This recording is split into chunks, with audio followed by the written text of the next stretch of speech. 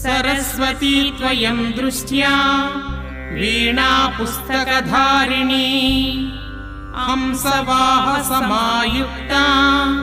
विद्यादानकरी मम प्रथमं भारती नाम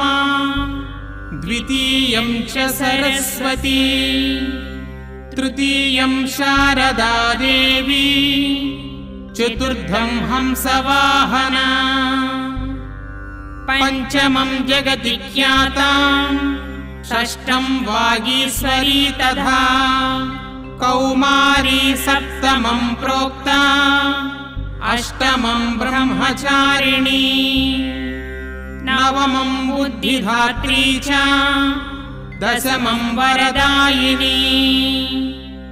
एकादशं क्षुद्रघण्टा द्वादशं भुवनेश्वरी।